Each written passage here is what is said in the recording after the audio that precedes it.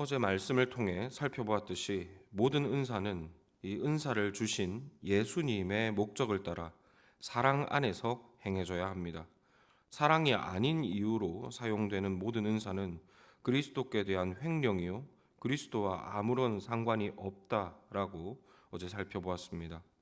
그리고 이어지는 오늘의 본문은 이 사랑 안에서 은사를 사용한다는 것이 구체적으로 어떤 것인지 예를 통해서 우리에게 보여주고 있습니다.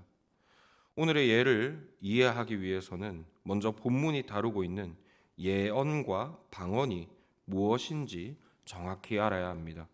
우리는 흔히 예언을 하나님이 특별히 알게 해주셔서 미래에 일어날 일을 아는 것이라고 생각합니다.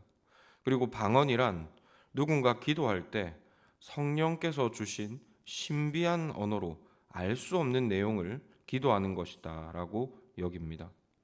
그러나 결론부터 말씀드리면 이것은 둘 다 잘못된 이해입니다. 이 부분에 대해서 설명하기에는 시간이 부족하여 추후에 기회가 될 때 설교로서 다루도록 하겠습니다.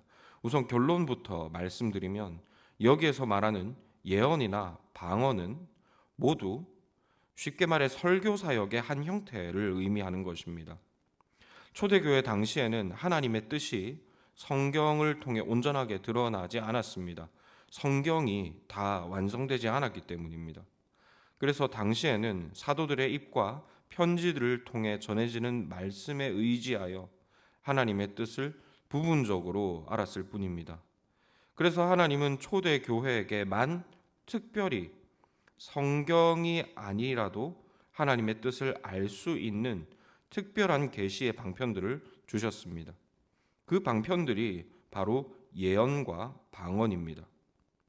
다시 말씀드리지만 이것은 어디까지나 성경이라고 하는 정확한 계시가 완성되지 않았기 때문에 하나님께서 초대교회에게 예외적으로 허락하신 계시 사역입니다. 그리고 이것은 거듭 말씀드리지만 말씀 사역, 설교 사역의 한 형태라고 우리는 이해를 해야 합니다. 그리고 본문의 기록과 성경의 전반의 내용을 볼 때, 그리고 또 신앙의 선배들이 전하여 준 이 해석의 내용을 통해 알 수 있는 것은, 여기에서 말하는 예언이라고 하는 것은 쉽게 말해서 그들이 사용하는 모국어로 전해지는 말씀 사역입니다. 그들이 다 알아들을 수 있는 공용어로 전해지는 말씀 사역이고, 여기에서 말하는 방언이라고 하는 것은 외국어로 전해지는 말씀 사역이라는 점입니다.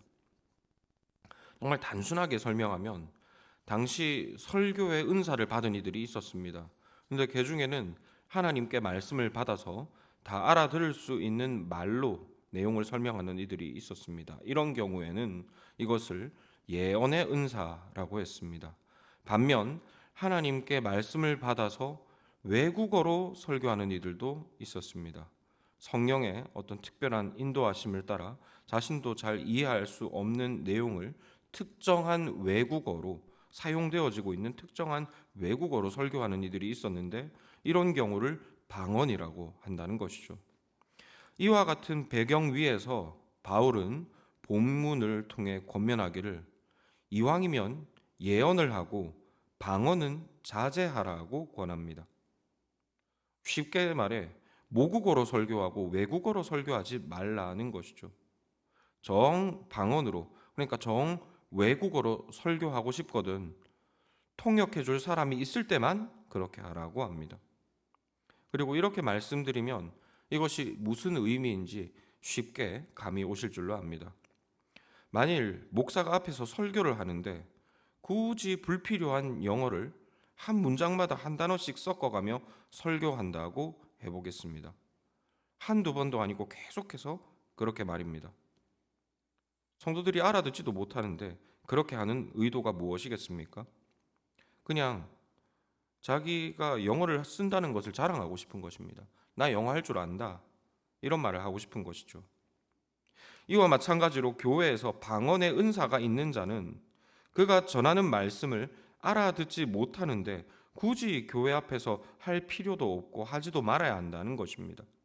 그럼에도 불구하고 그가 굳이 방언의 은사를 교회 앞에서 사용하려 한다면 그 의도는 명확합니다. 은사를 자랑하고 싶은 것입니다.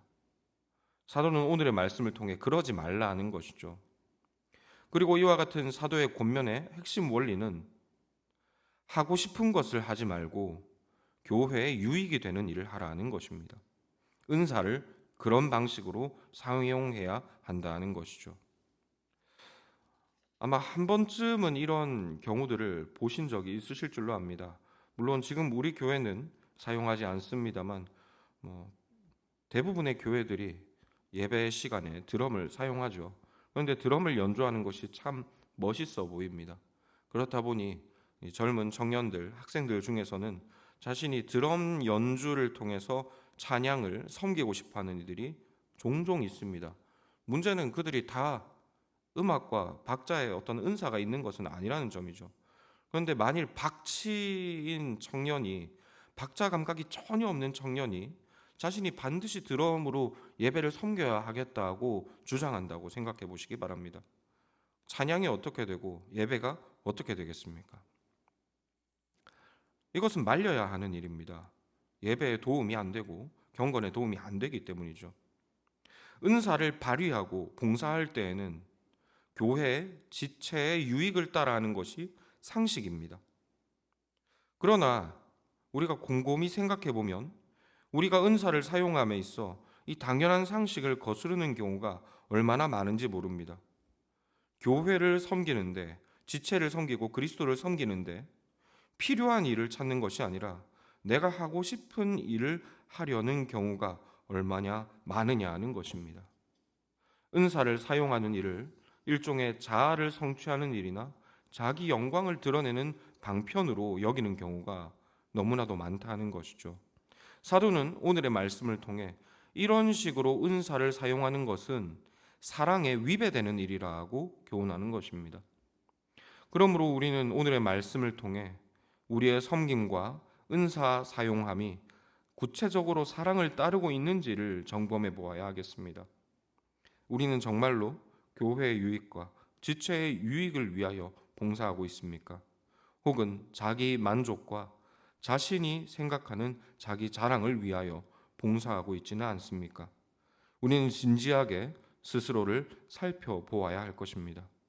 그리고 사랑 안에서 그리스도의 몸된 교회의 유익을 위하여 필요한 사역에 잘 헌신되어지게 하여 주시기를 기도해야 하겠습니다.